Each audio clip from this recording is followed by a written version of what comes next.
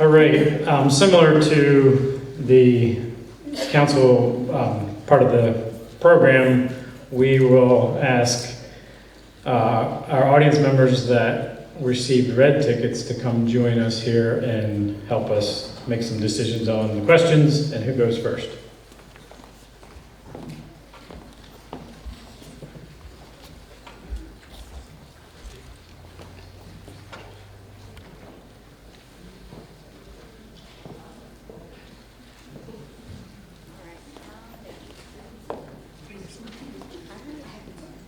Okay, great. You're going to go ahead and open this, and then you will draw for who will be answering questions first.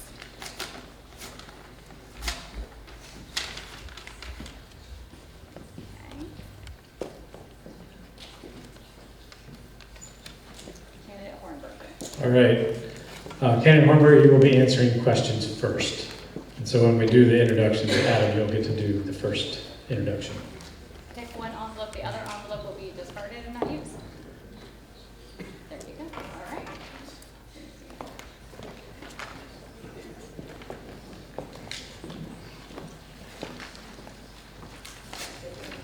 All right. Got your minute ready?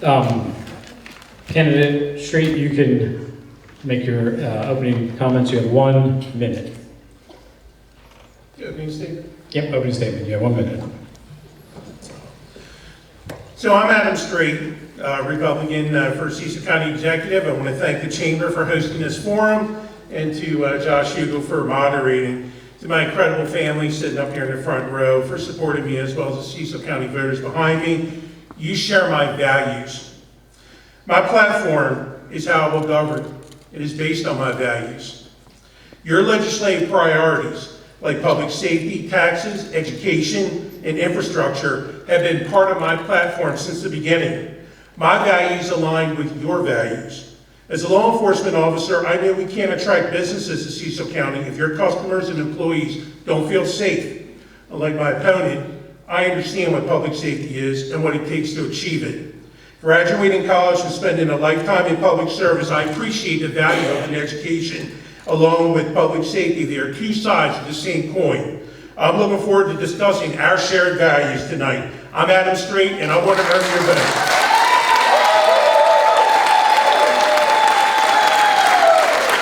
Thank you, Candidate Streight. Candidate Hornberger. Good evening, everyone, and thank you all for participating and for being here and caring about your community. I'm a mom of a fourth-generation Cecil Countyan, and I ran over 4 years ago because I saw a need for change in our community. I ran for office to make a difference, and what I will say is I'm not going to use the word, and I don't need to use the word will or talk about promises, because I've already made those promises and kept them.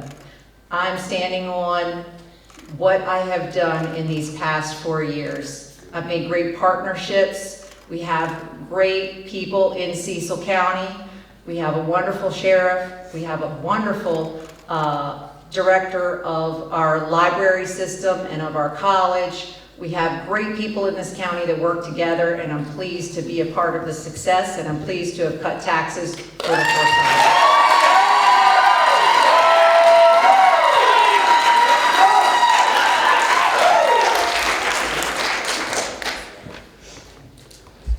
All right, we will begin with the questions.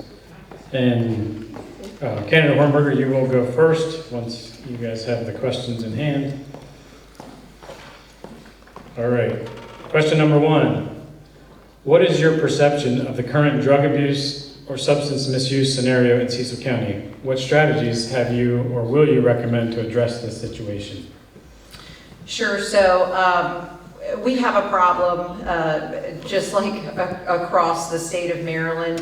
One thing I will say that's really great is, again, we have phenomenal people, phenomenal partnerships, organizations that really pull together and work hard for this community. When I was first elected, this was something that I felt very strongly about. I have some family members who have struggled with addiction, and we did reinitiate the opioid intervention team It was shut down in 2019 prior to COVID, not exactly sure why, but with partnership of Director Lauren Levy of the Health Department, our sheriff, many other members of the opioid reduction community. We've been making great leaps and bounds, and we've actually seen improved opioid overdose, and especially overdose death rates by overdoses. The improvement, we are actually the second most improved now in the entire state of Maryland, according to the Maryland Data Dashboard. So it's very encouraging, but of course we have more work to go. I was just over at Voices of Hope, was the last week or the week before. Time goes by quickly in this job. But we are making great strides, and I'm really proud of, like I said, the partnerships in this community.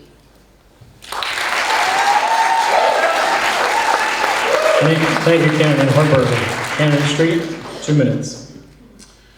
So this comes down to public safety and education. Remember, the two sides of the same coin. I got my start in public service as a volunteer firefighter and an EMT before spending the last 25 years as a Cecil County law enforcement officer. This experience gives me the unique ability to understand what public safety is and what it takes to achieve it. And in this, experience matters. To the extent of my opponent's experience, is that she presided over the largest mass exodus of public safety professionals Cecil County has ever seen. We lost a lot of institutional knowledge that will take us years to recover from. And with her pathetic funding of our schools, the largest layoff of Cecil County teachers will also occur under her watch. Because public safety and education are two sides of the same coin. Each one affects the other, and if both are not properly attended to, society suffers. And we're seeing this happening before our very eyes. Kids are dying of overdoses, they're being shot in the streets in front of their homes, and now our students' educational opportunities are cut. This is what leads some to drugs and crime. You see, drugs are the fuel for crime in this county, and the county executive has done nothing but add to the problem. Less cops is not going to get us to the suppliers of this poison that are killing our citizens, including 3 kids in the last 8 months. It's been pretty difficult fighting her and them, and that changes when I'm county executive.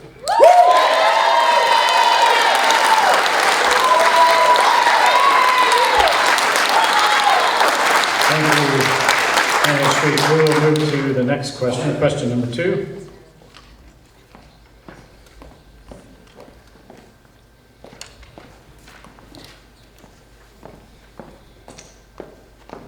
All right, question number 2, we'll start with you, Candidate Street, after I read the question. Cecil County Public Schools, Cecil College, and Cecil County Public Libraries play a critical role in ensuring that all citizens, regardless of socioeconomic status or age, have access to the learning required for ongoing success in the 21st century. What can and will you, as the county executive, do to ensure that these entities have the necessary resources to fulfill this mission? So what separates me from my opponent is having obtained my bachelor's degree, a lifetime in public service. I understand and appreciate the value of education. It's what our kids need to succeed. And unlike my opponent, I'm willing to work with Cecil County Public Schools to make sure they have what they need for our kids to be successful. This isn't a Cecil County Public Schools problem. This is a public education problem that my opponent won't take seriously. I mean, why is she shortchanging our schools when the majority of voters clearly want her to properly fund education? Even this chamber sent her a letter about how important it was to our community, and she thumped her nose at it. She wouldn't even meet the schools halfway. They still had to come up with $13 million in order not to cut programs, to lay off teachers, which is now looking to be over about 100. This is bad government and it's failed leadership. The difference between us is I support every child's right to a quality education so they can be successful and thrive in a modern economy. I will work to mend the fractured relationship with the Board of Education with the goal of adequately funding our public education system. My opponent was clear several weeks ago that she won't even try. Cecil College, I know that your funding may be reduced in the current state budget debate, and that my opponent has gone to great lengths to defund them, both operationally and in their capital projects. But they are a valued institution important to many residents and their children pursuing a degree or skills-based training. This feeds your workforce for small businesses. Thank you. Thank you, Candidate Streight. Candidate Hornberger, 2 minutes. So there is a public education problem. My opponent's right about that. There's a lot of things that he's not so right about and false accusations being thrown about, but he is right about the fact that there is a public education problem. There's a problem in the state of Maryland. There's a problem with funding. There's a problem with the mandate from the state, and the state even realizes it. That's called the blueprint. And I have offered not only our teachers union president, but also leadership from our school system to go arm in arm down to the state, down to Annapolis, to tell them that we need to change the system. We need to change. Maintenance of effort is a problem the way that it is set up.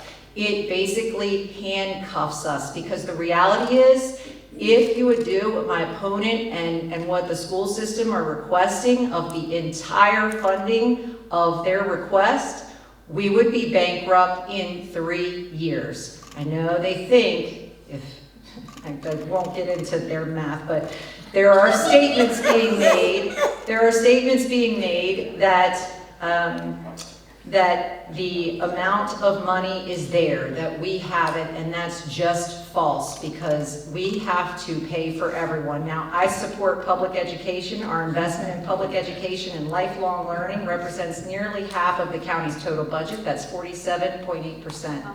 We've got great relationships with Cecil College and our public libraries, and that's all part of education.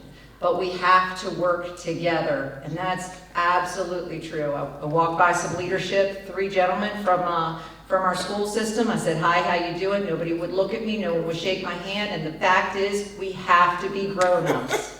We have to. That's something we need to do.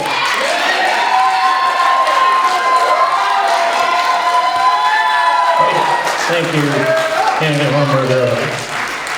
We will be moving on to question number 3.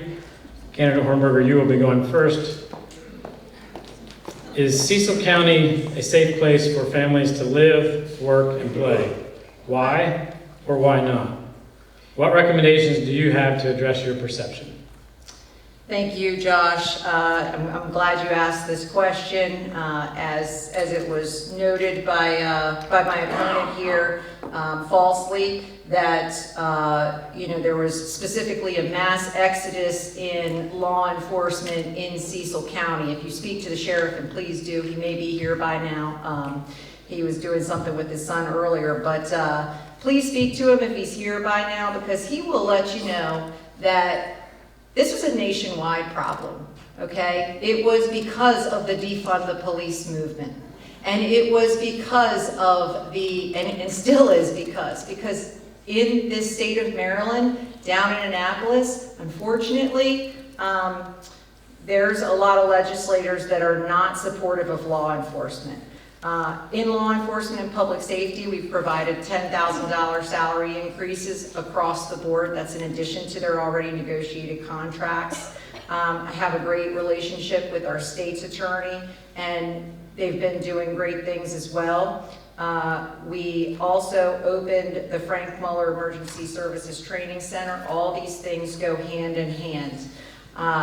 We've funded a specialized drug prosecution team operating out of the state's attorney's office specifically to attack those folks that are coming and bringing illegal drugs. They're coming from the north, from Philly and Wilmington, bringing illegal drugs into our community. It is a problem. But what I will say is we are actually better. I just checked the stats today. talked to the sheriff today, and we have seen improved safety and crime in Cecil County. So there is a system. I can't, my buddy here may know the actual name of it. It's NIADS or something. I didn't write it down. I don't remember the system.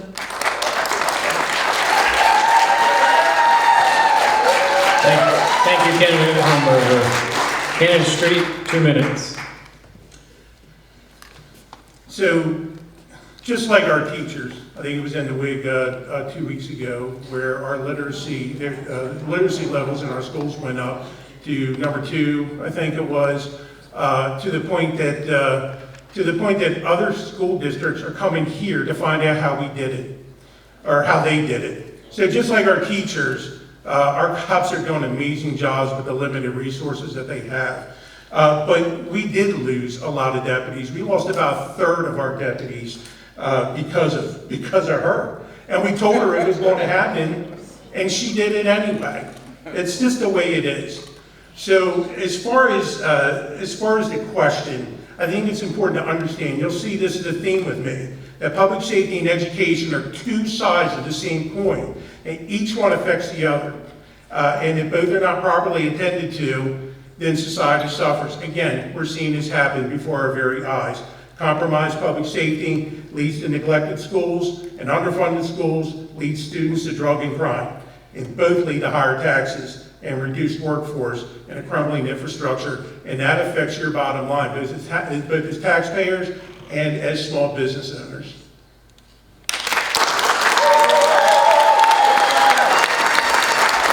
Thank you, Candidate Street.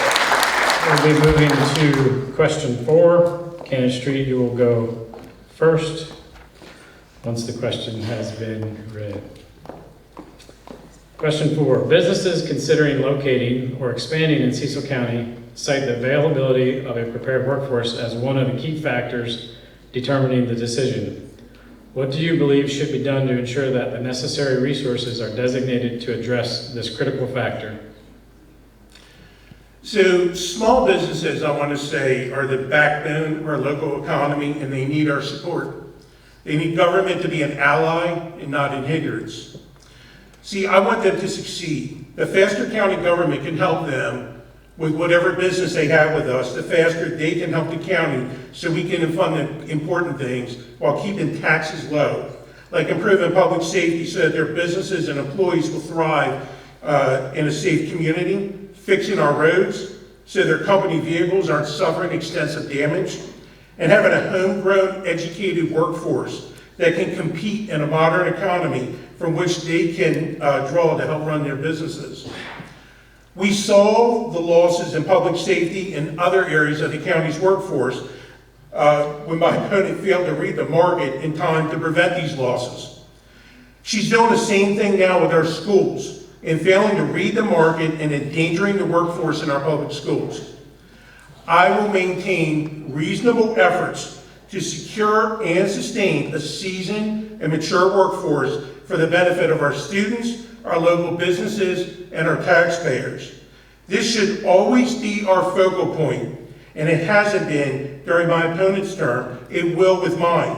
I want to make sure that your workforce has an environment to thrive and good schools to educate your future employees. Thank you, Candidate Street. Candidate Hornberger, 2 minutes.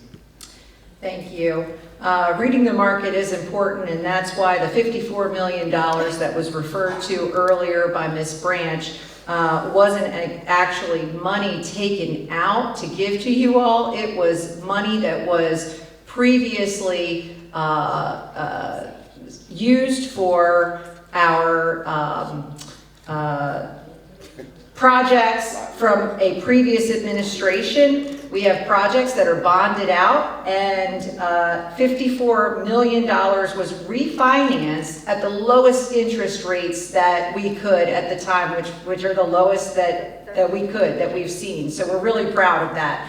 Also, we've slashed taxes for businesses, making Cecil one of the most attractive places in Maryland to start and run a business, and I've talked to a lot of folks outside of the county that say this. Tax cuts and credits for citizens also aim to attract people to the area who will in turn support our local economy.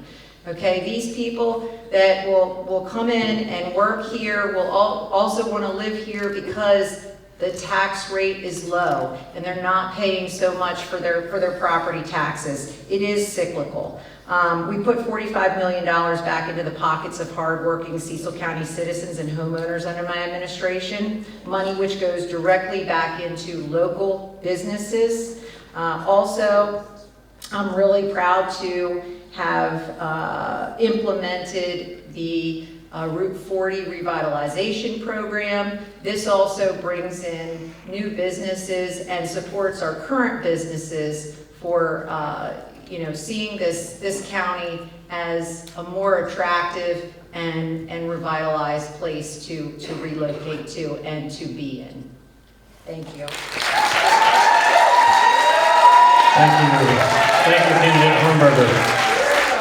All right, at this point, we'll be moving on to our fifth and final question for our county executive candidates.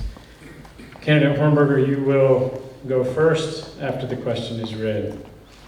Question number 5. How can the county enhance its programs and resources aimed at bolstering public safety through recruiting and retaining certified and well-trained law enforcement and emergency medical services personnel? Thank you. So this is some of what I was talking about earlier. Our $10,000 pay increases in last year's budget to attract and retain the best and the brightest public safety professionals is certainly one piece of that. The Frank Muller Emergency Services Training Center, a public safety training center, and the Sheriff's virtual grant-funded training program. All of these things support public safety in Cecil County.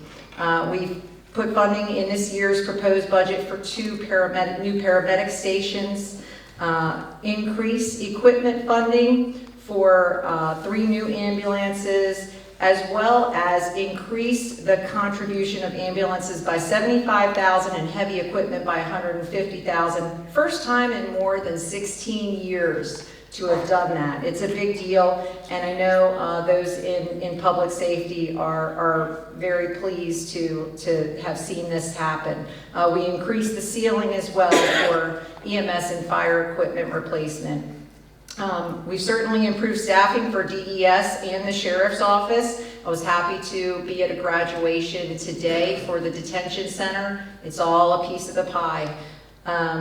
We've also, of course, provided funding for the domestic violence position in the state's attorney's office, and as I mentioned earlier, our other state's attorneys program. So I'm really pleased with what we've been able to do thus far, and we're just getting started. This is how you make the money work better for you. You run a more efficient government, and you start from zero-based budgeting. You don't just add money, on top of programs, and on top, you make it work. And that's what we're doing here in Cecil County. Thank you, Candidate Hornberger. Candidate Streight, 2 minutes. So before I get to that question, I just want to follow up with what my opponent said the last question. The bond refinancing, a lot of those bonds were close to being paid off within a couple of years, and now they've been stretched out for another 30 years, so I'm not really sure that we got ahead of the game on that. And if you're going to give a tax break, give a tax break. Right now, if you're making about if your household income is about $85,000, you got $8.50 with this newest tax cut. And with your property tax reduction, if your median home is about $350,000, your tax credit's going to be about $35. So congratulations, my opponent bought you dinner at Olive Garden while 100 teachers are getting laid off and school cut schools.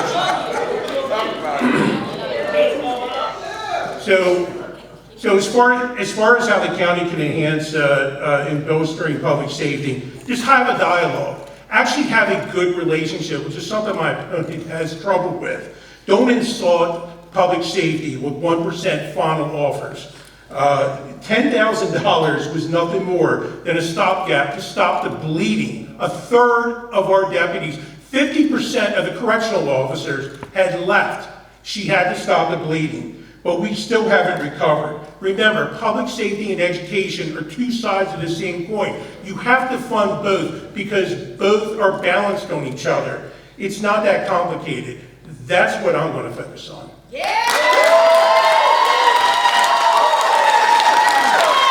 Thank you. Thank you, Candidate Streight.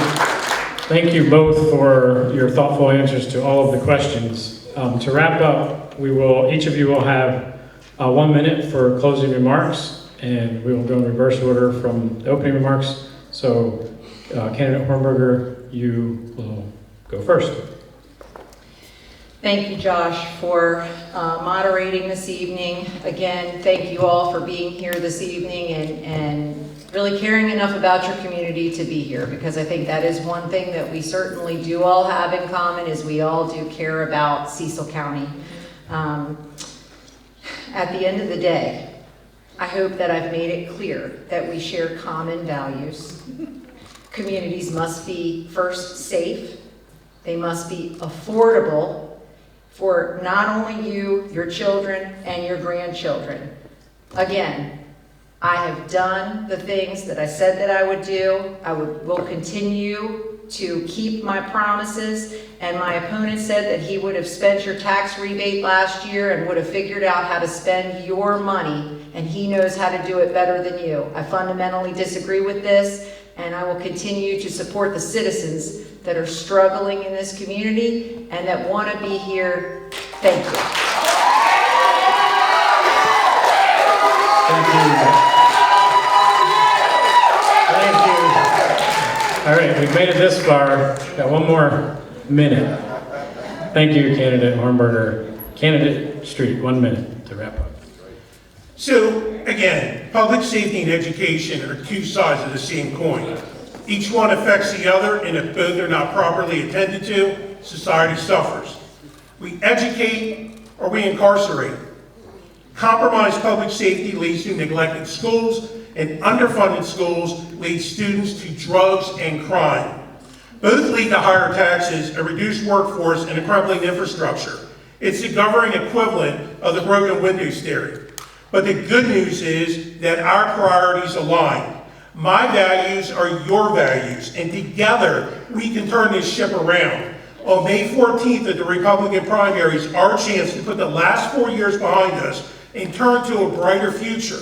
I'm Adam Streight, a Republican for Cecil County Executive, and I want to earn your vote. Thank you, and God bless you.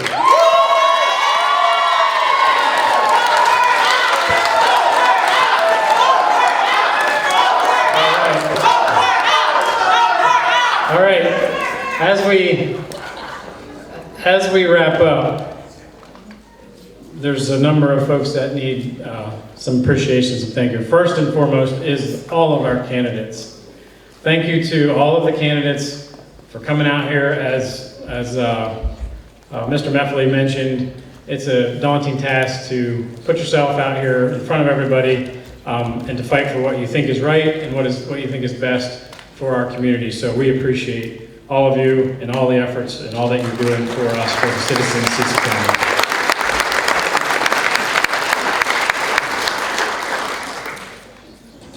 Also, organizing and putting together an event like this takes a tremendous amount of work with all the preparation and planning required. We want to give a special thank you to our Chamber Director, Megan McRae, and Chamber staff, Jess Solwag, Jess Worley, myriad other Chamber board members and members for all their hard work. But there's one particular person that we would be remiss if we didn't give a special thanks to.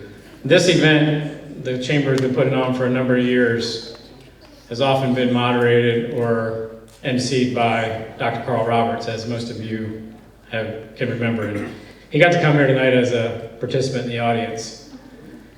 Over the last few years, he's been grooming the next generation. And so tonight, he let us grow some wings and fly a little bit. So hopefully, Dr. Roberts, we passed the test. Special thank you to Dr. Roberts for chairing our Government Relations Committee and all of his support.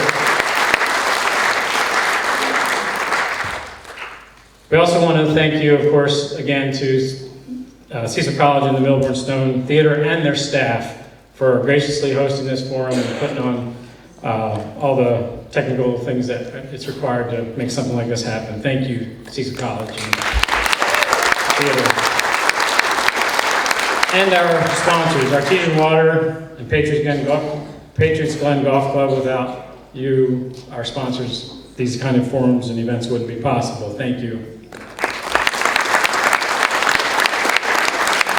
And last but not least, from a thank you standpoint, I want to thank all of you in the audience.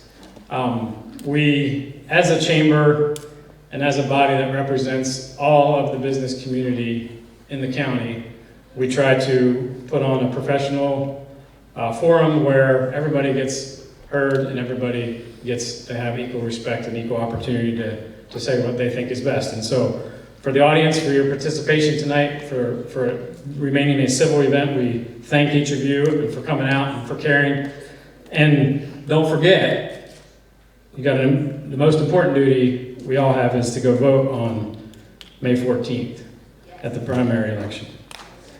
And there's one more piece of business. We need to put in a plug for, I mentioned the Government Relations Committee. One of the things coming up here in a couple weeks is the legislative wrap-up breakfast. It's a breakfast that's hosted here at Cecil College, where all 8 members of our state delegation will be attending. And the legislative session in Annapolis is just wrapping up, so it's an event where they come and give us, the business community and the community, a report on what happened. And one of the things that's taken particular interest for many of us, but particularly for the state delegation, the governor, is the tragic accident involving the Scott Key Bridge. So at that event, that is one of the topics that will be covered by our delegation. Give us an update on all of the efforts and resources that are taking action and going into place to help support the state and the community and all of us as we figure out how to navigate without that bridge. With that, again, go vote on Tuesday, May 14th, and thank you all for attending.